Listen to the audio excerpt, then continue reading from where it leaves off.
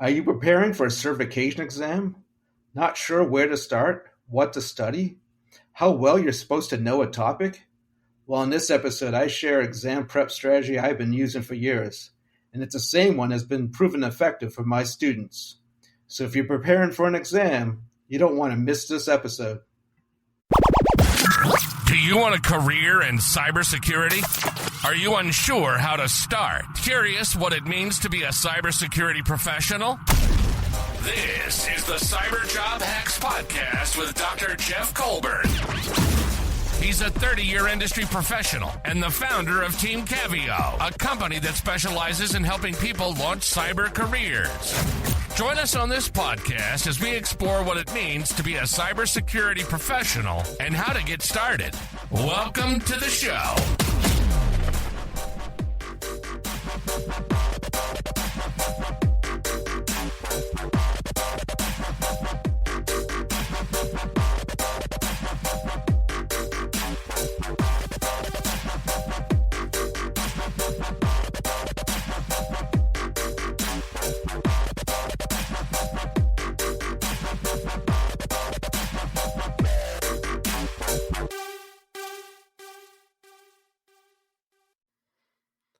Are you curious if a cyber career is right for you? Do you want to get into cyber and don't know where to start? Are you working in IT and looking to grow? Well, schedule a one-on-one cyber career coaching session with me to discuss where you are currently and how you can best move forward. Go to coaching.cyberjobhacks.com or click the link in the show notes to schedule your session today. Welcome, everyone, to the Cyber Job Hacks Podcast. I'm your host, Dr. Jeff Colburn. Today, I want to talk to you about how to best prepare for a certification exam. This has been a big source of stress for my students, and I suspect for anyone who is preparing to pursue a certification. A lot of my students feel overwhelmed. They don't know where to start. What are they to study? How are they to study? How well do I need to know the topic? Well, in today's episode, I'm going to share an effective exam prep strategy that's worked for me over the years and has also worked for many of my students. So let's get into it. Well, the first place to begin is with the exam blueprint, right? Each certification exam provides a list of topics that you're going to need to know for the exam, right? This is the foundation for your exam prep. This is what you're going to study. You're not going to waste your time studying anything that's not on the blueprint, right? So you go to that particular certification, you'll see a list of exam topics, and this is basically outlining this is what you need to know in order to become certified. So that's really becomes the focus or the foundation for your study, right? So that answers that question. So when students ask me, what am I to study? Well, the exam blueprint outlines exactly what you need to study, and that's what you start building your study plan around. The other thing the exam blueprint provides for you is clues to how well you need to know a certain topic or technology, right? They use certain verbs. They'll use verbs like describe, explain, compare, identify, and configure. So based upon the verb used for each topic, you know how well or how deep you need to know a technology. If it says explain or describe, then exactly that. You need to be able to explain or describe that certain topic or technology. If it says compare, usually there's a list of different technologies or topics, and you got to know the difference between the two or three or how many that are listed, right? You just have to know the characteristics of each one of those so you can kind of compare between them. And then the big one is configure, right? Certain certification exams, especially if they're vendor specific, like say you're taking a Cisco certification exam, they're going to ask you to configure certain topics or technologies. Well, this is the one you're going to need to know at a level, not only know what it is, but also how to configure it on a certain appliance.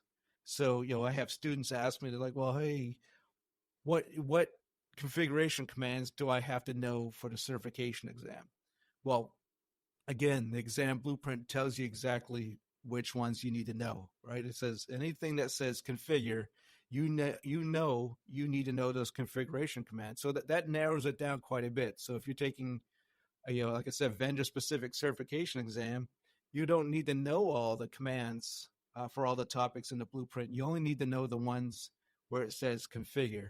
And that's a huge help because there's a lot of configuration commands. And especially if you're entry level and this is new to you, and a lot of these commands are not intuitive, then this really helps narrow down what you need to remember as far as configuration commands. The other thing you'll notice on a lot of these exams is that the sections are weighted. So a certification exam might be broken up into 5 or 6 sections, and each one will have a percentage next to it. One might say 25%, another one 10%, another one 15%. So now you know which sections you need to focus most of your time on, right? Are you going to spend more of your study time on the one that's weighted at 25%? Or the one that's weighted at 10%. Well, obviously, you're going to want to know the one that's 25% because that's a big chunk of your exam. So if you have 100 questions on your exam, 25 of those questions are going to be from that section. So you can't risk, blowing that section. But if, one section's weighted at 10%, right, you could miss that whole section and still pass because most certification exams you need a minimum 80%. So you miss those 10 questions, it's not going to kill you. So what I tell my students is any section, that the heavier weighted sections are like 25%, 20%, you need to know those sections cold.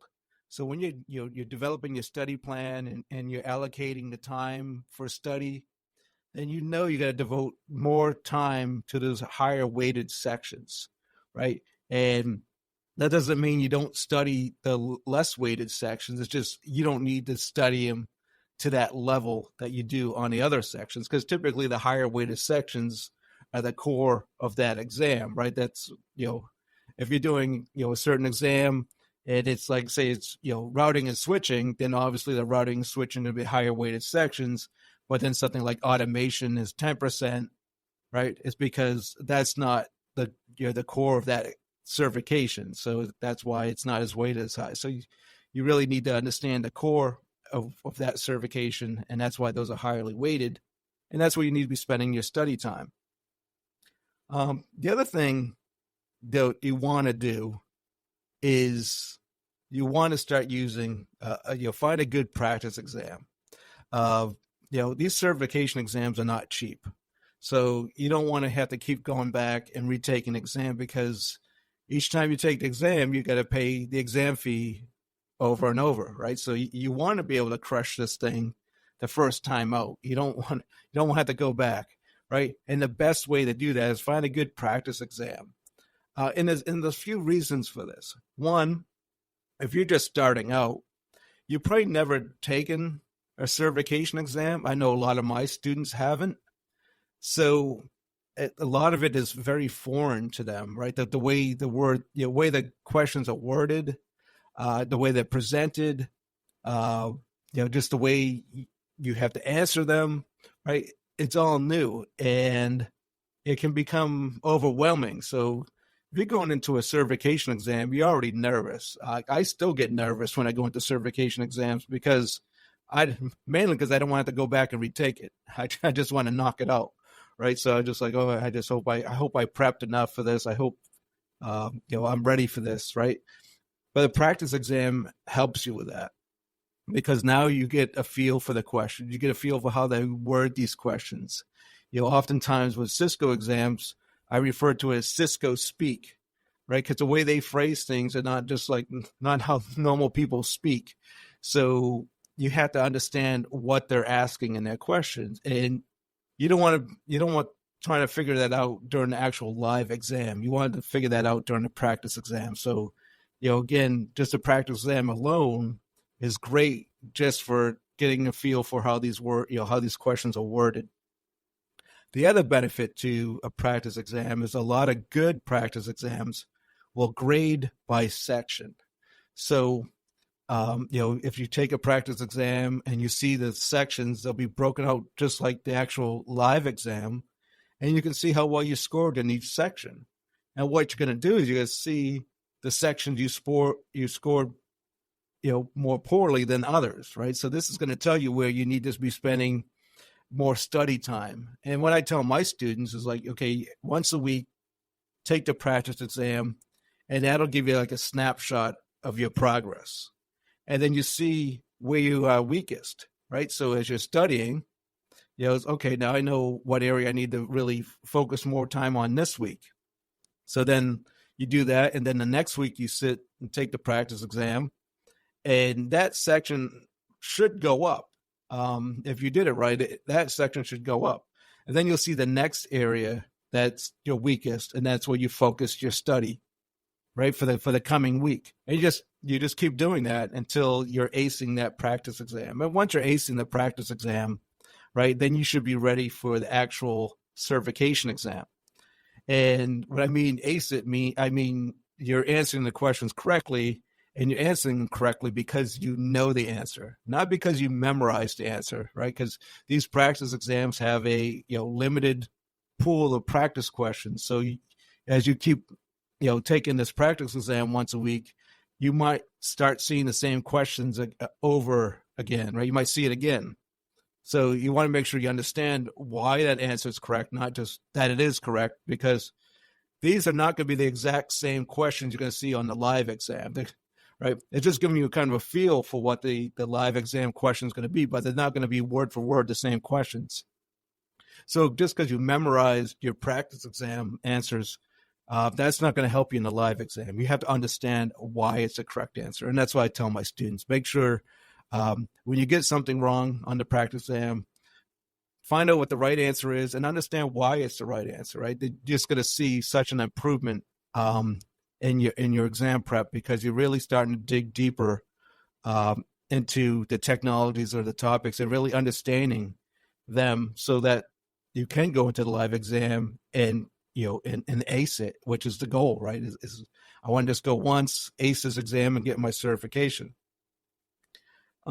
So that's what that's the exam prep, right?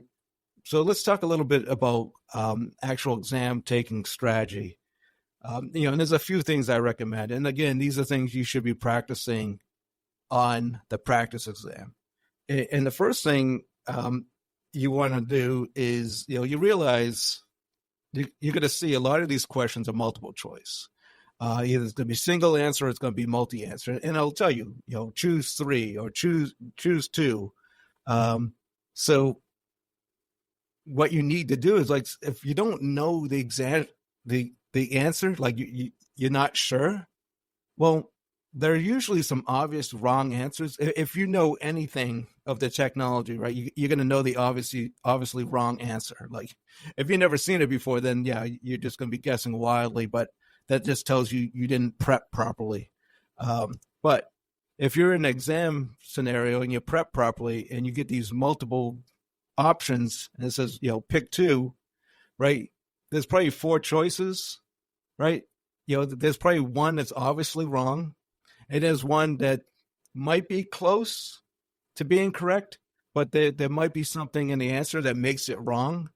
And those are things you have to look out for. So, just that process of elimination, get rid of those obviously wrong answers, and then that's going to improve your chances of guessing correctly. The other thing I would recommend is you don't burn a lot of time on a single question, right? If you don't know it, you don't know it, right? Don't sit there and hoping it's going to come to you, right? You got a limited amount of time to take this exam, and you have to get all these questions answered. So don't spend a lot of time staring at the screen, hoping that all of a sudden this answer is going to pop in your head. No, take your best guess and move on, right? You don't want to miss those questions that are going to, right? There's just questions that you're going to know, but if you run out of time, you don't get a chance to answer them, right? So don't waste time on questions you don't know. Make sure you get to those questions that you do know. So, limit the time. You see a question, you see the choices, either you know it, go through the process of elimination and take your best guess, move on. The other thing I recommend, don't panic. I see a lot of my students that didn't, that they go into this and they get a string of questions that they don't know, right? And this will happen. It's happened to me before, where like all of a sudden I got like 3 or 4 questions in a row that are like, wow, where these come from? I'm not very strong in this area, and I'm doing my best, right? But you can't panic. I've had students who panicked, they go into a spiral, and then they just blow the whole exam. Now, remember, you don't have to get 100% on this exam. You can miss questions, right? So if you have 100 exam questions and the passing score says 80%, there's 20 questions you can miss and still pass. So don't panic. You just kind of work through those questions you don't know. Do your best, guess as best as you can, but don't panic. Don't go into a spiral and then you just lose it and you crash and burn. And next thing you know, you got to reschedule the exam. You just do the best you can. Keep with your exams taking strategy, keep a level head, and just work through it, because you will start, if you prepared properly, you will start getting to questions that you know and you can answer properly. And you know what? You maybe those 3 or 4 questions in a row that you didn't know, those might have been the only ones you struggled on, and you still aced the exam because you only missed 4 questions, right? So don't panic, especially if it happens early. Don't let that set the tone for the rest of your exam. Just push through it and just stay focused and just work on the next question as it comes, right? So those are the recommendations that I have. These are the things that work for me. These are the things I share with my student, right? One, following this process for preparing for the certification exam, right? So right now, currently, I'm preparing for my recertification for my CCIE. So again, I follow this process. I'm using the exam blueprint. I know which topics I need to study. I know to the depth that I need to know it, right? So I have I have a practice exam. So again, it's kind of giving me a feel for the type of questions they're going to be asking me, right? And then when I go and sit this exam in a couple of weeks, right, this is the same process I'll be following, right?